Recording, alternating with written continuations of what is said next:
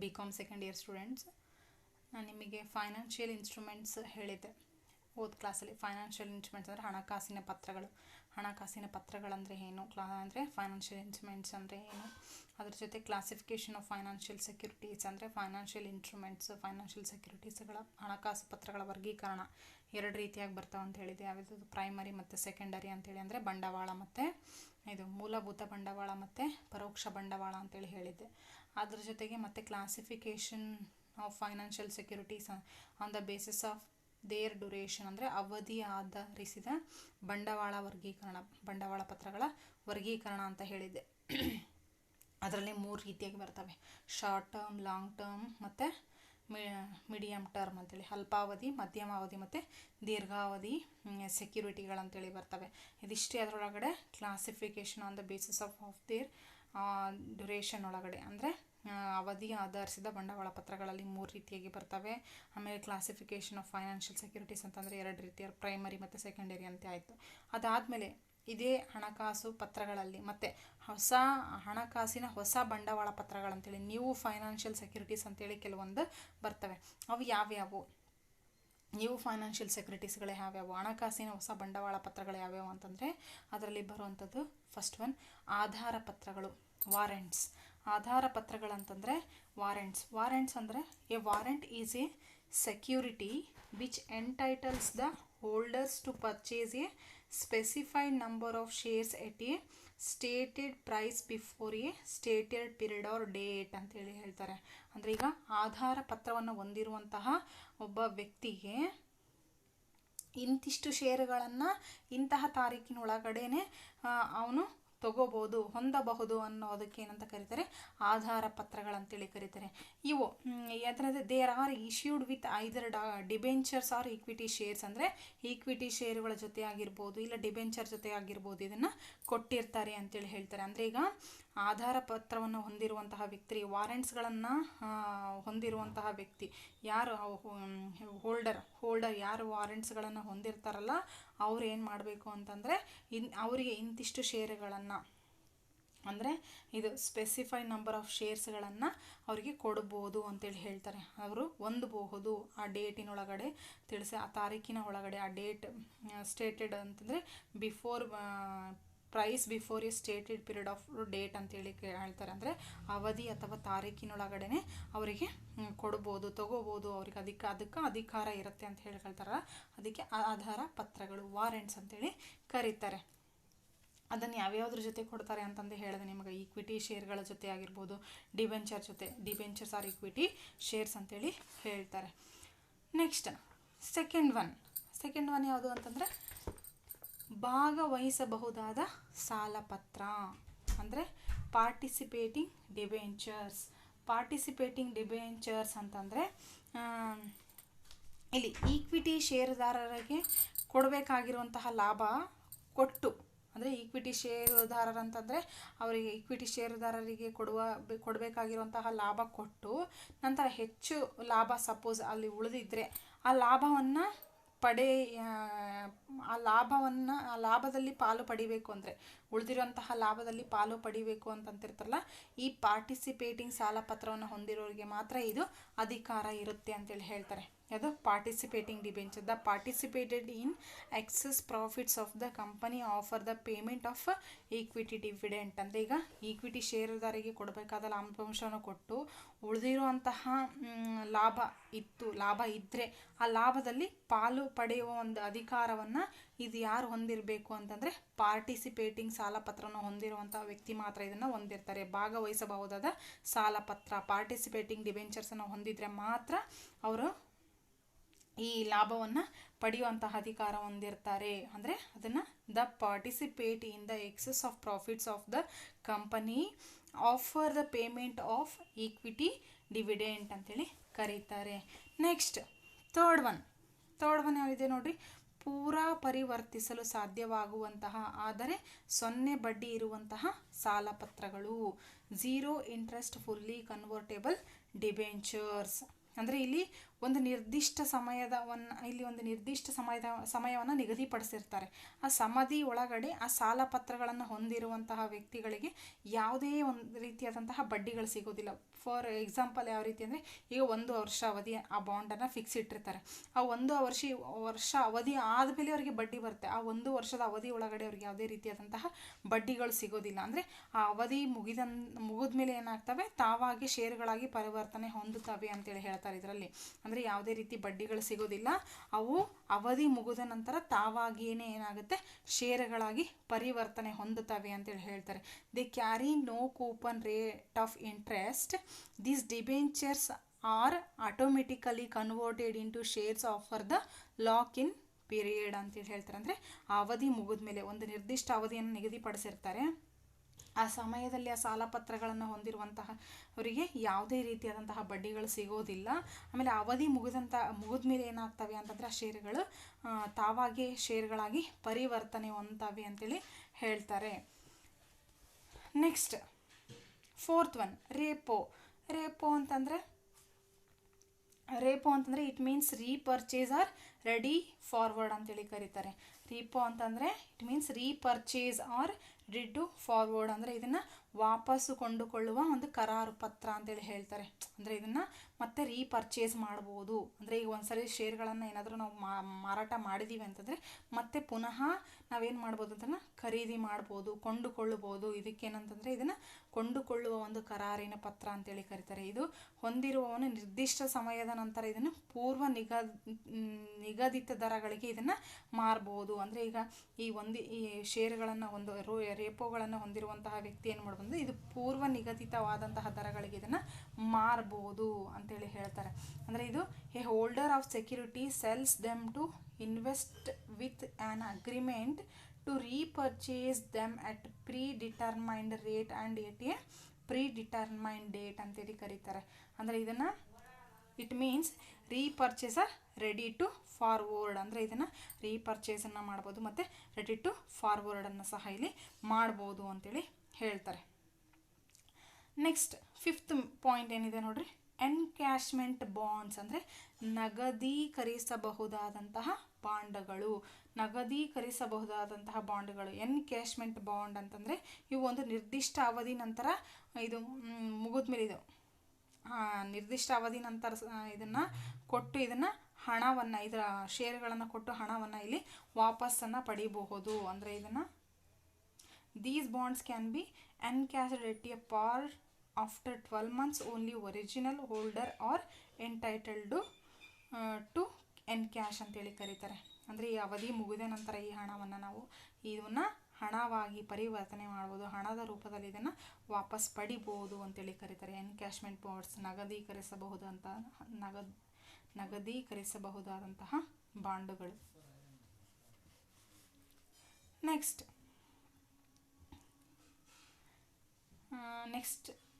Capital gain bonds 8th one ನೋಡ್ರಿ. ಬಂಡವಾಳದಲ್ಲಿ ಲಾಭವಾಗುವಂತಹ ಬಾಂಡುಗಳು. ಬಂಡವಾಳದಲ್ಲಿ ಲಾಭವಾಗುವಂತಹ ಬಾಂಡುಗಳು ಅಂತಂದರೆ ಇದರಲ್ಲಿ ಹಾಕಿರುವಂತಹ ಹಣಕ್ಕೆ ಇದು 100ಕ್ಕೆ ಒಂದು 25% ರಿಯಾಯಿತಿ ಅಂದರೆ ಡಿಸ್ಕೌಂಟ್. ಅಂದರೆ ಈಗ ನಾವು 100% ಅಮೌಂಟನ್ನು ಹಾಕಿದರೆ ಇದು 20% ಅಮೌಂಟ್ ಇಲ್ಲಿ ರಿಯಾಯಿತಿ ಇರುತ್ತೆ. ಇಲ್ಲಿ capital gain bonds the holder of these bonds can get A rebate 25% of the amount invested ಅಂತೇಳಿ.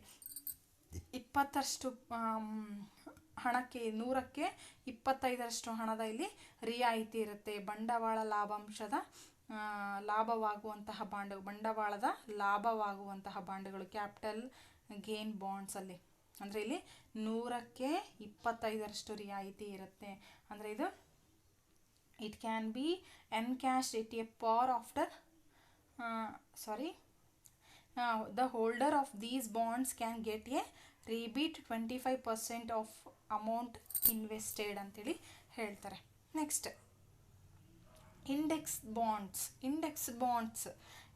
ಬಾಂಡ್ಸ್ ಅಂತಂದರೆ ಇದರಲ್ಲಿ ಈಗ ನಾವು ಇನ್ವೆಸ್ಟ್ ಮಾಡಿರೋಂಥ ಹಣದ ಮೇಲೆ ಯಾವುದೇ ಬಡ್ಡಿ ಏನಾಗುತ್ತೆ ಅಂದರೆ ಸೂಚ್ಯಾಂಕದ ಬೆಲೆಯ ಮೇಲೆ ಅವಲಂಬಿತವಾಗಿರುತ್ತೆ. ನಾವು ಇಲ್ಲಿ ತೊಡಗಿಸಿರುವಂಥ ಹಣ, ಇದು ತೊಡಗಿಸಿರುವ ಹಣದ ಮೇಲೆ ಬಡ್ಡಿ ಏನಾಗಿರುತ್ತೆ ಅಂದರೆ ಸೂಚ್ಯಾಂಕದ ಮೇಲೆ ಇದು ಅವಲಂಬಿತವಾಗಿರುತ್ತೆ. ಅಂದರೆ on the basis of bonds payment of interest are linked to the price index there is BSC Sensex. ಅಂದರೆ BSC ಸೆನ್ಸೆಕ್ಸ್ ಮೇಲೆ ಇದೇನಾಗುತ್ತೆ ಅಂತಂದರೆ ಡಿಪೆಂಡ್ ಆಗಿರುತ್ತೆ ಅಂತೇಳಿ. ಅಂದರೆ ಸೂಚ್ಯಾಂಕದ ಬೆಲೆಯ ಮೇಲೆ ಇದು ಅವಲಂಬಿತವಾಗಿರುತ್ತೆ, ಇಂಡೆಕ್ಸ್ಡ್ ಬಾಂಡ್ಸ್ ಅಂತೇಳಿ ಹೇಳ್ತಾರೆ.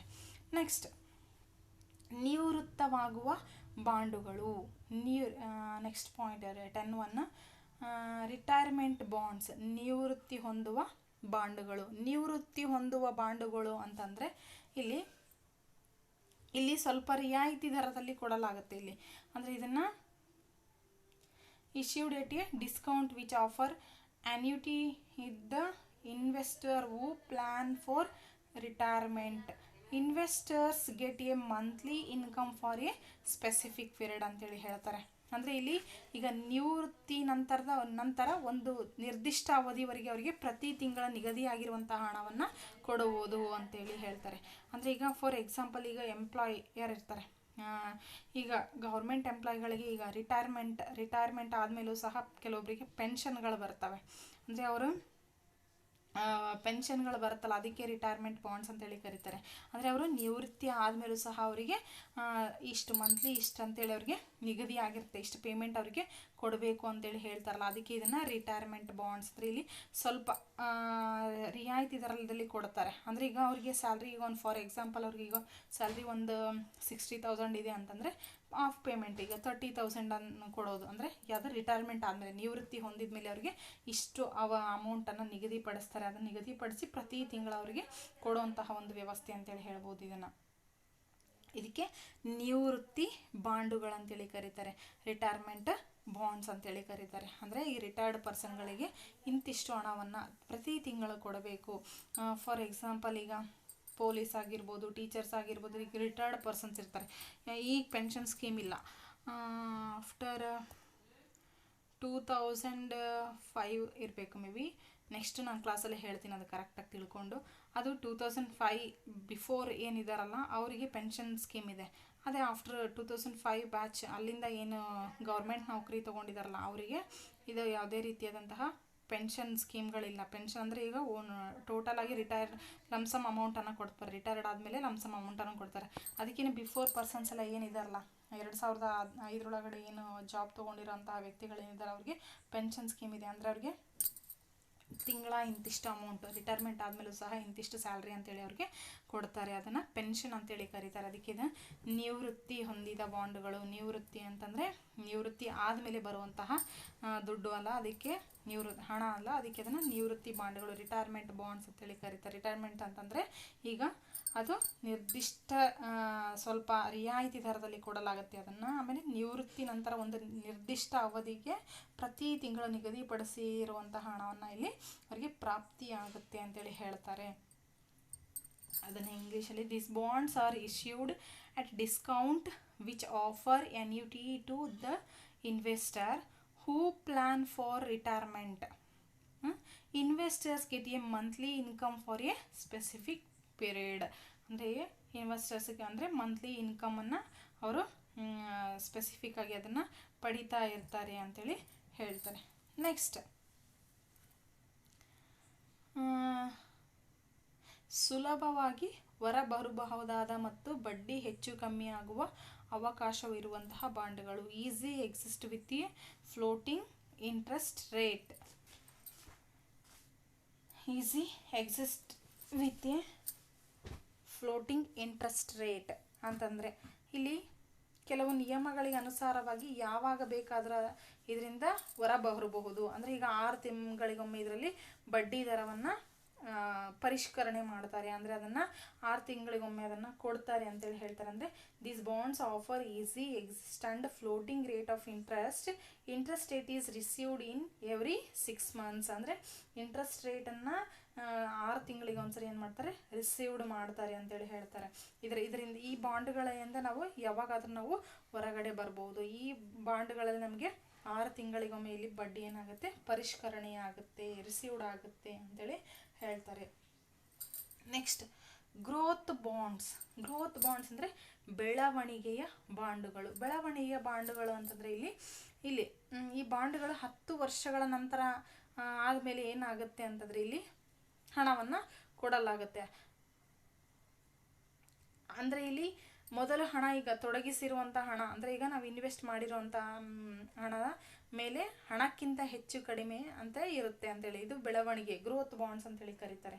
ಅಂದರೆ these bonds are redeemed at maturity after 10-year period. ಅಂದರೆ ಇದು 10 ವರ್ಷಗಳ ನಂತರ ಅದರ ಮೇಲೆ ಏನಾಗಿರುತ್ತೆ, ಇದು ಅವಲಂಬನೆ ಆಗಿರುತ್ತೆ. 10 ವರ್ಷದ ನಂತರ ಅದರ ಮೇಲಿನ ಹಣವನ್ನು ಇಲ್ಲಿ ಕೊಡಲಾಗುತ್ತೆ ಅಂತೇಳಿ ಹೇಳ್ತಾರೆ ಈ ಬಾಂಡ್ಗಳಲ್ಲಿ, ಬೆಳವಣಿಗೆಯ ಬಾಂಡ್ಗಳಲ್ಲಿ, ಗ್ರೋತ್ ಬಾಂಡ್ಸಲ್ಲಿ ಅಂತೇಳಿ ಹೇಳ್ತಾರೆ. ನೆಕ್ಸ್ಟ್, 0 ಇಂಟ್ರೆಸ್ಟ್ ಕೂಪನ್ ಬಾಂಡ್ಸ್, ಶೂನ್ಯ ಬಡ್ಡಿ ಕೂಪನ್ ಬಾಂಡುಗಳು. ಶೂನ್ಯ ಬಡ್ಡಿ ಕೂಪನ್ ಬಾಂಡುಗಳು ಅಂತಂದರೆ ಇಲ್ಲಿ ಇದು ಒಂದು ಸಾಮಾನ್ಯವಾದಂತಹ ಸಾಲ ಪತ್ರಗಳಿದು. ಇದು ಚಾಲ್ತಿಯಲ್ಲಿರುವಂತಹ ಒಂದು ಅವಧಿಯಲ್ಲಿ ಬಡ್ಡಿ ಸಿಗೋದಿಲ್ಲ. ಇದು ಚಾಲ್ತಿಯಲ್ಲಿರುವಾಗ ಇದರದ್ದು ಅವಧಿ ಇತ್ತು, ಇದು ಬಾಂಡ್ ಇದು ಚಾಲ್ತಿಯಲ್ಲಿದ್ದಾಗ ಅದರ ಅವಧಿಗೆ ಬಡ್ಡಿ ಇಲ್ಲಿ ಸಿಗೋದಿಲ್ಲ ಅಂತೇಳಿ ಹೇಳ್ತಾರೆ. ಅಂದರೆ ಇದು ಕಡಿಮೆ ಹಣಕ್ಕೆ ಕೊಡಲಾಗುತ್ತೆ. ಇದನ್ನು 0 ಇಂಟ್ರೆಸ್ಟ್ ಕೂಪನ್ ಬಾಂಡನ್ನು ಕಡಿಮೆ ಹಣಕ್ಕೆ ಇದನ್ನು ಕೊಡಲಾಗುತ್ತೆ. ಆಮೇಲೆ ಇದು ಈಗ ಫಸ್ಟ್ ಕೊಟ್ಟಿರುವಂಥ ಹಣಕ್ಕೆ ಮತ್ತು ನೆಕ್ಸ್ಟ್ ಕೊನೆಗೆ ಸಿಗುವಂಥ ಹಣ, ಇವೆರಡರ ನಡುವಿನ ವ್ಯತ್ಯಾಸ ಇದರಲ್ಲಿ ತೊಡಗಿಸಿದವನಿಗೆ ಸಿಗುವ ಲಾಭ ಅಂತೇಳಿ ಹೇಳ್ತಾರೆ. ಅಂದರೆ ಇದನ್ನು ಯಾರು ಇನ್ವೆಸ್ಟ್ಮೆಂಟ್ ಮಾಡಿರ್ತಾರಲ್ಲ, ಫಸ್ಟಿಗೆ ಕೊಟ್ಟಿರುವಂಥ ಹಣ ಮತ್ತು ಕೊನೆಗೆ ಸಿಗುವಂಥ ಹಣ, ಇವೆರಡರ ನಡುವಿನ ವ್ಯತ್ಯಾಸದಲ್ಲಿ ಹಣ ಏನು ತೊಡಗಿಸಿರ್ತಾರಲ್ಲ ಅದರಲ್ಲಿ ಸಿಗುವಂತಹ ಒಂದು ಲಾಭ ಅಂತೇಳಿ ಹೇಳ್ತಾರೆ. ಅಂದರೆ ಇದನ್ನು these debentures does not carry any interest but these bonds are sold at discount. The difference between the purchase price and redemption price is the return to investor ಅಂತೇಳಿ ಹೇಳ್ತಾರೆ. ಇದು ಯಾವುದು ಝೀರೋ ಇನ್ವೆಸ್ಟ್ ಕೂಪನ್ ಬಾಂಡ್ಸ್ ಅಲ್ಲಿ. Next last one ನಿಮಗೆ deep discount bonds. Deep discount bonds ಅಂತಂದರೆ, deep discount ಬಾಂಡ್ಗಳಂತಂದರೆ ಇವು ಸಾಮಾನ್ಯವಾಗಿ ಈಗ IDBI ದವರಿಂದ ಇದು ಹೊರಡಿಸಲ್ಪಟ್ಟಂತಹ ಬಾಂಡ್. ಇದು IDBI ಮುಖಾಂತರ ಈ ಬಾಂಡ್ಸನ್ನು ಏನು ಮಾಡ್ತಾರೆ ಅಂತಂದರೆ, these are bonds issued by the IDBI. These bonds are similar to zero bonds. ಅಂದರೆ ಇವು ಹೆಚ್ಚು ಕಡಿಮೆ ಇವು ಶೂನ್ಯ ಬಡ್ಡಿ ಕೂಪನ್ ಬಾಂಡ್ಗಳಂತೂ ಸಹ ಇಲ್ಲಿ ಕರಿತೀವಿ. ಇದರಲ್ಲಿ ಹಣವನ್ನು ಈಗ ಹಾಕಿದಾಗ, ಫಾರ್ ಎಕ್ಸಾಂಪಲ್ ಈಗ ನಾವು ಇವಾಗ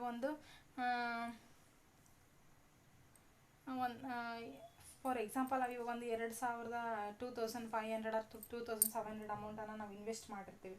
ಇನ್ವೆಸ್ಟ್ ಆದಮೇಲೆ the bond has mature after 25 years from the date of allotment ಅಂತಂದರೆ, ಈಗ ಫಾರ್ ಎಕ್ಸಾಂಪಲ್ ಇದನ್ನು ನಾವು ಈಗ 2,007 ರೂಪಾಯಿಗಳನ್ನು ತೊಡಗಿಸಿದ ಮೇಲೆ, ಅಂದರೆ ಇನ್ವೆಸ್ಟ್ಮೆಂಟ್ ಮಾಡಿದ ಮೇಲೆ 25 ವರ್ಷಗಳ ನಂತರ ಏನು ಮಾಡೋದು, 1,00,000 ರೂಪಾಯಿ ಆಗುತ್ತೆ. ಅಂದರೆ ಈಗ ನಮಗದು ಕೆಲವು ಬಾರಿ ಪ್ರತಿ 5 ವರ್ಷಗಳಿಗೊಮ್ಮೆ ಸ್ವಲ್ಪ ಹಣ ಬೇಕಾದ್ರೆ ನಾವು ಅದರಲ್ಲಿ ತಗೋಬೋದು ಅಂತೇಳಿ ಹೇಳ್ತಾರೆ. ಅಂದರೆ ಈಗ ಅದು ನಾವು ಇಷ್ಟು ವರ್ಷಗಳವರೆಗೆ ನಾವು ಅಮೌಂಟನ್ನು ನಾವು ಫಿಕ್ಸ್ ಇಟ್ಟಾಗ, ಆ ಅಮೌಂಟನ್ನು ಫಿಕ್ಸ್ ಇಟ್ಟಾಗ ಅದು ಇಷ್ಟು 10 ವರ್ಷಕ್ಕೆ ಇಷ್ಟು ಅಮೌಂಟ್ ಆಗುತ್ತೆ ಅಂತ ಇರುತ್ತೆ. ಅದರಲ್ಲಿ ನಾವು ಕೆಲವೊಂದು ಟೈಮ್, ಅಂದರೆ ಈಗ ಪ್ರತಿ 5 ವರ್ಷಕ್ಕೊಮ್ಮೆ ಯಾವಾಗಾದ್ರೂ ನಾವು ಅದರಿಂದ ಹಣವನ್ನು ಪಡಿಬೋದು ಅಂತೇಳಿ ಹೇಳ್ತಾರೆ. ಅದಕ್ಕೆ ಇದನ್ನು ಡೀಪ್ ಡಿಸ್ಕೌಂಟ್ ಬಾಂಡ್ಸ್, ಅಂದರೆ ಲಾಂಗ್ ಟರ್ಮ್ ಆಗಿ ನಾವು ಇದರಲ್ಲಿ ಅಮೌಂಟ್ಗಳನ್ನು ಇನ್ವೆಸ್ಟ್ ಮಾಡಿರ್ತೀವಿ, ದೀರ್ಘಾವಧಿಯವರೆಗೆ ನಾವಿಲ್ಲಿ ಅಮೌಂಟ್ಗಳನ್ನು ಇಲ್ಲಿ ಇನ್ವೆಸ್ಟ್ ಮಾಡಿರ್ತೀವಲ್ಲ, ಅದಕ್ಕೋಸ್ಕರ ಇದು ಡೀಪ್ ಡಿಸ್ಕೌಂಟ್ ಬಾಂಡ್ಸ್ ಅಂತೇಳಿ ಕರೀತಾರೆ. ಇದಿಷ್ಟು ನಿಮ್ಗೆ ಎದರಲ್ಲಿ ಬರುತ್ತೆ ಅಂತಂದರೆ, ಹಣಕಾಸಿನ ಹೊಸ ಬಂಡವಾಳ ಪತ್ರಗಳು, ನ್ಯೂ ಫೈನಾನ್ಷಿಯಲ್ ಸೆಕ್ಯೂರಿಟೀಸಲ್ಲಿ ನಿಮಗೆ ಇದು ಬರುತ್ತೆ. ಇದ್ರದ್ದು ನಿಮಗೆ ನೋಟ್ಸ್, ಇವಾಗ ನಿಮಗೆ ಇದ್ರದ್ದು ನೋಟ್ಸನ್ನು ನಿಮಗೆ ಈ ವಿಡಿಯೋ ಕ್ಲಿಪ್ಪಲ್ಲಿ ಹಾಕಿರ್ತೀನಲ್ಲ, ಅದನ್ನು ನೀವು ಬರ್ಕೊಂಡು ನೀವು ಅದರದ್ದು ಎಕ್ಸ್ಪ್ಲೇನ್ ಮಾಡಿರ್ತೀನಲ್ಲ, ಅದರ ಆಧಾರದ ಮೇಲೆ ನೀವು ಎಕ್ಸ್ಪ್ಲೇನ್ ಮಾಡ್ಬೋದು. ಮತ್ತು ಯಾಕಂದರೆ ಎಕ್ಸಾಮಲ್ಲಿ ನಿಮ್ಗೆ ಏನಾದರೂ ಕ್ವಶನ್ ಅರೈಸ್ ಆದರೆ, ಫಾರ್ ಎಕ್ಸಾಂಪಲ್ ನಿಮಗೆ right A short note on financial instruments ಅಂತ ಕೇಳಿದರು ಅಂತಂದರೆ, ನೀವೆಲ್ಲದನ್ನು ಬರಿಬೇಕು. ಯಾವ್ಯಾವ ಅಂತಂದರೆ ಕ್ಲಾಸಿಫಿಕೇಷನ್ ಆಫ್ ಫೈನಾನ್ಷಿಯಲ್ ಸೆಕ್ಯೂರಿಟೀಸ್ ಬರಿಬೇಕು, ಆಮೇಲೆ ಅವಧಿ ಆಧರಿಸಿದ ಬಂಡವಾಳ ಪತ್ರಗಳ ವರ್ಗೀಕರಣ, classification of financial securities on the basis of their duration ಅಂತ ಅದನ್ನು ಬರೀಬೇಕು. ಆಮೇಲೆ ಹಣಕಾಸಿನ ಹೊಸ ಬಂಡವಾಳ ಪತ್ರಗಳು, ನ್ಯೂ ಫೈನಾನ್ಷಿಯಲ್ ಸೆಕ್ಯೂರಿಟೀಸ್ ಅಂತ ಇದ್ರ ಮೇಲೆ ಸಹ ನೀವು ಬರೀಬೇಕು. ಇಲ್ಲಿ ಫಾರ್ ಎಕ್ಸಾಂಪಲ್ ನಿಮಗೆ 5 marks questions what are the new financial securities, ಹಣಕಾಸಿನ ಹೊಸ ಬಂಡವಾಳ ಪತ್ರಗಳನ್ನು ವಿವರಿಸಿ ಬರೆಯಿರಿ ಅಂತೇಳಿ ಕೇಳ್ಬೋದು. ಅಂತ ಕೇಳಿದಾಗ ಇವನ್ನ ನೀವು ಬರೀಬೇಕಾಗತ್ತೆ. ಅದಕ್ಕೋಸ್ಕರ ಪ್ರತಿಯೊಬ್ಬರು ನೋಟ್ಸಲ್ಲಿ ಇದನ್ನೆಲ್ಲ ಬರೀರಿ. ಏನಾದರೂ ಡೌಟ್ಸ್ ಇದ್ದರೆ ಪರ್ಸ್ನಲ್ ನಂಬರಿಗೆ ನೀವು ಕಾಂಟ್ಯಾಕ್ಟ್ ಮಾಡ್ಬೋದು.